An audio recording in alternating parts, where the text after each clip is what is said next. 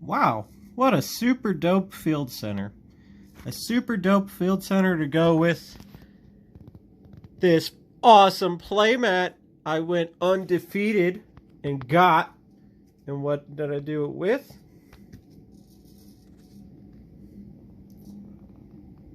Roll that intro.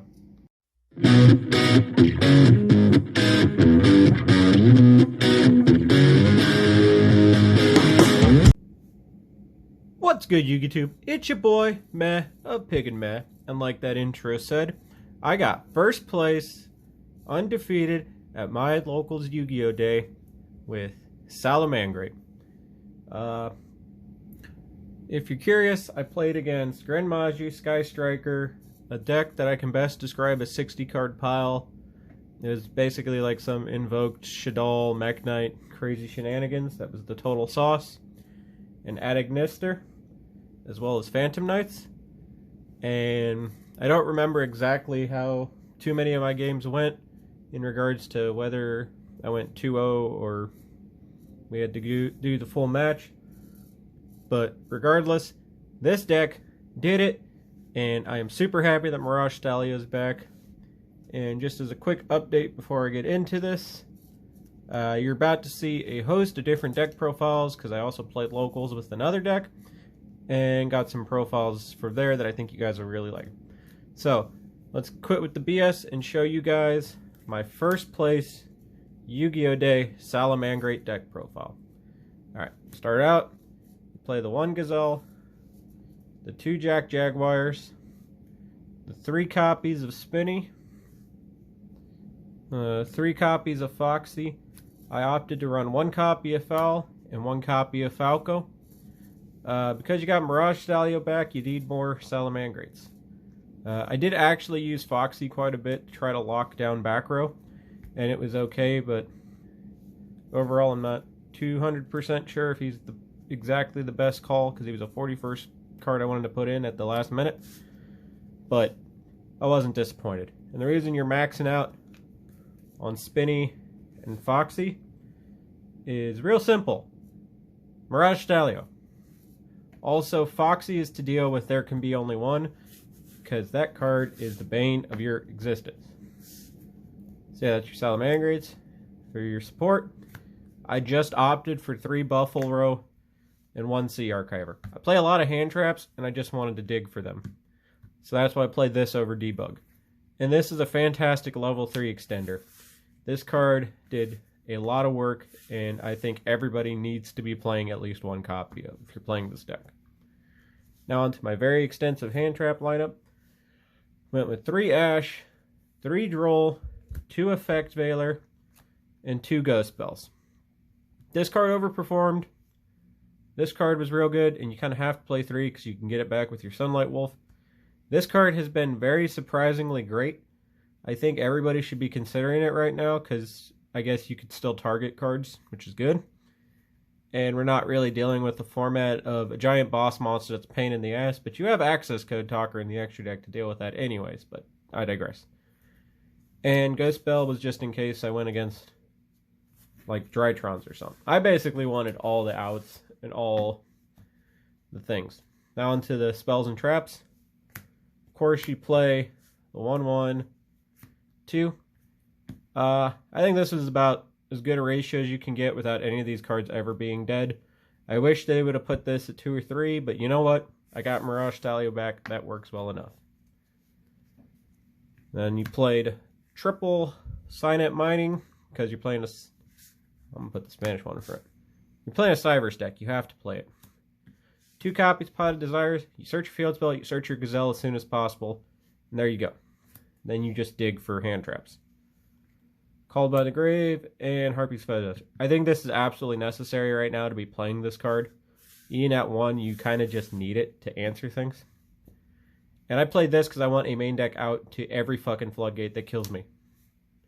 Sorry for the F-bomb, YouTube, but yeah, it's just a thing. Now that traps, I just did 1 and 1. If you banish them off Desires, it's whatever. But now that you have Mirage Stallion, you can usually send this and then just get the Jack Jaguar out of your deck. It's great. And the last trap, just 3 copies of Infinite Impermanence. Like Valor, this card is absolutely fantastic. And I think everybody should be considered running it. Now onto the extra deck. I got my goddamn horseback. It's great. I love it. This card rules. It just makes me so happy. It's like, thank you, Konami. You did something good. This is also why you max out on all the level 3 things, because this card is that good. Just so good. But you don't often use its bounce effect, which is kind of weird. And if you're curious, play smart before you try to do this turns 2 or 3, because you still kind of are make access code and OTK. And I played the one Dweller just because I thought he would have been an okay rank 4. Next off, mandatory. Because you're playing Mirage Stalio, you have to play this again. And this card actually did pretty good. And in one of my games, I used his effect to target a copy of himself and a Jack Jaguar I summoned to his link marker, to then proceed to have two 2300s to help me OTK. It's super good. So yeah. Also, I think there's enough back row related decks to make it where, yeah, that card's kind of worth it. And now to fill out the rest of your links. Basically, make access code. Extra OTK with access code. Have an out to there can be only one, because that card's a pain in the ass.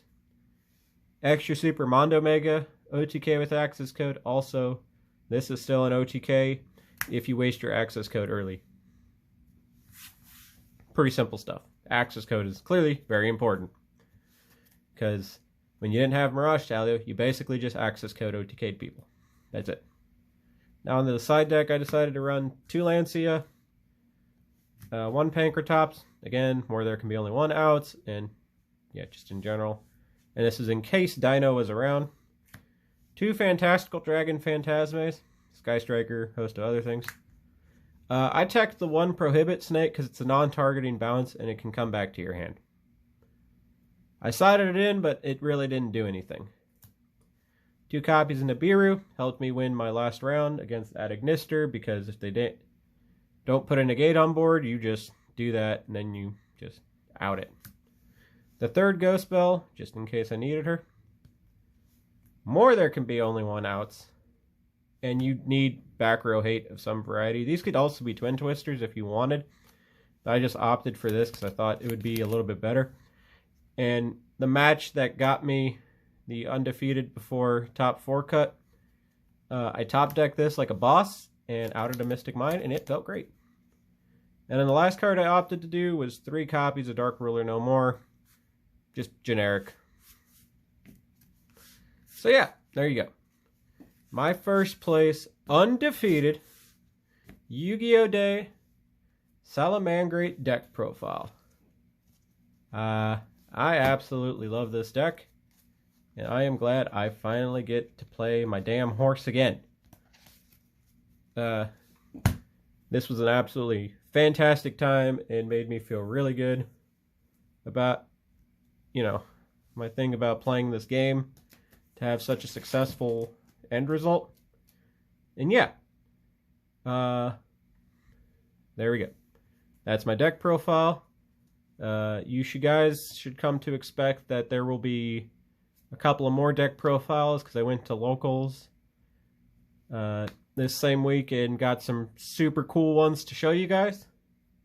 And I guess since this time hasn't gone on too long, I guess I'll just open my OTS tournament packs on camera, because why not? Alright, see if I can pull an ulti on camera to make this the best Yu-Gi-Oh! Day ever. Nope.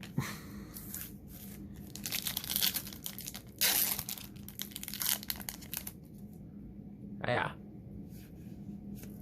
No. Oh well. Won the mat. Don't care. So yeah. This is Meh, a Pig and Meh, signing out.